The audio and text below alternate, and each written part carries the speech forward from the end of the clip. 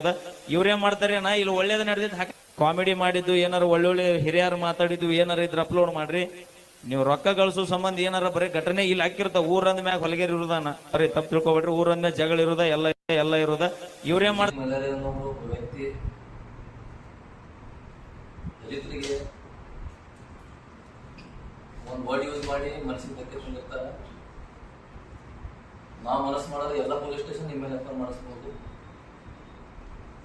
ನಮ್ಮ ಸಮಾಜದ ಎಲ್ಲ ಸಂಘಟಿತ ಸಂಘಟನೆಗಳು ಅಧ್ಯಕ್ಷರು ಉಪಾಧ್ಯಕ್ಷರು ಎಲ್ಲ ನನ್ನ ಸಹೋದರ ಸಹೋದರಿ ಎಲ್ರಿಗೂ ಕ್ಷಮೆ ಯಾಚಿಸಿದೆ. ಆದ್ರೂ ಕೂಡ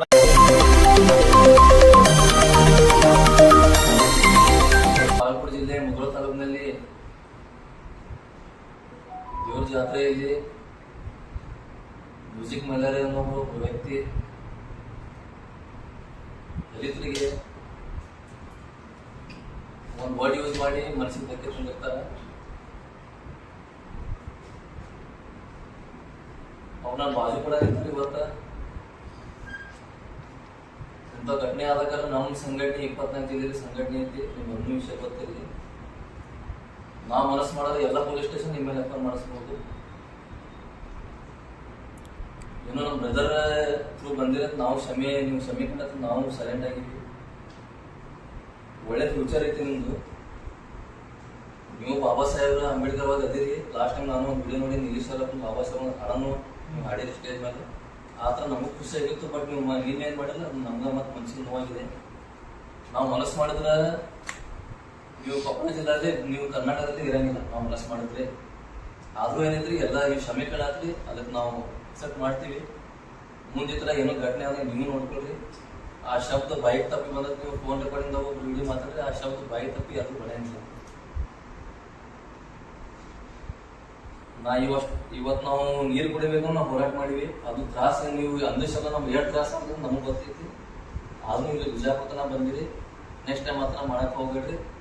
ಮಾನವ ಸಂಘಟನೆ ಕಿತ್ತ ದಲಿತ ಸಂಘಟನೆ ಕೆಟ್ಟ ಯಾವ ಸಂಘಟನೆ ಕರ್ನಾಟಕದ ಮುಗಿಸಿದಂಗಿಲ್ಲ. ಇವ್ರ ಜೊತೆಗೆ ಇನ್ನೊಂದು ಮಾತು ಹೇಳ್ತೀನಿ, ಈ ತರ ಮತ್ತೆ ಯಾರು ತಿರ್ಗಾ ಮಾಡಿದ್ರು ಅದಕ್ಕೆ ನಾವು ಉತ್ತರ ಕೊಡ್ತೀವಿ. ಭೀಮಾನ ಜೈ ಭೀಮ್ ಜೈ ಭೀಮ್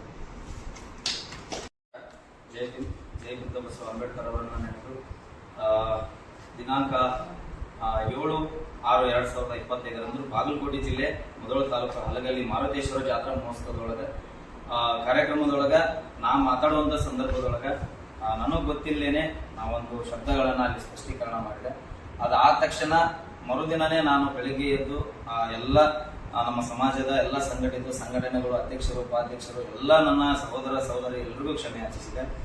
ಆದ್ರೂ ಕೂಡ ಇದು 4 ಮಂದಿ ಒಳಗ ನಾ ಕ್ಷಮೆ ಯಾಚಿಸೋದು ಸರಿ ಅನ್ಸಲ್ಲ ಅಂತ ನಿನ್ನೆ ದಿನ ನಮ್ಮ ಕೊಪ್ಪಳ ಜಿಲ್ಲೆ ಯಲಬುರ್ಗಾ ತಾಲೂಕ ಜೈ ಭೀಮ ಗರ್ಜನೆಯ ಅಧ್ಯಕ್ಷರು ಉಪಾಧ್ಯಕ್ಷರು ನೇತೃತ್ವದೊಳಗ ನಮ್ಮ ಯಲಬುರ್ಗಾ ತಾಲೂಕಿನಲ್ಲಿರುವಂತಹ ಬಾಬಾ ಸಾಹೇಬ್ ಅಂಬೇಡ್ಕರ್ ಅವರ ಬಹುದೊಡ್ಡ ಮೂರ್ತಿ ಹತ್ರ ನಾ ಎಲ್ಲ ಸಂಘಟನೆಕಾರರನ್ನ ಕರ್ಕೊಂಡು ಹೋಗಿ ಪ್ರೆಸ್ ಮೀಟರ್ ಅವರನ್ನ ಕರ್ಕೊಂಡು ಹೋಗಿ ಪ್ರೆಸ್ ಮೂಲಕ ಸಂಘಟನೆ ಎಲ್ಲ ಅಧ್ಯಕ್ಷರು ಉಪಾಧ್ಯಕ್ಷರು ಅವರೆಲ್ಲರ ಸಮ್ಮುಖದೊಳಗ ಬಾಬಾ ಸಾಹೇಬ್ ಅಂಬೇಡ್ಕರ್ ಅವರ ಪಾದಗಳಿಗೆ ಹಣೆ ಮುಣಿದು ಅಲ್ಲಿ ಕ್ಷಮೆ ಯಾಚಿಸಿ ಕ್ಷಮೆಯನ್ನು ಕೇಳ್ಕೊಂಡಿದ್ದೇನೆ.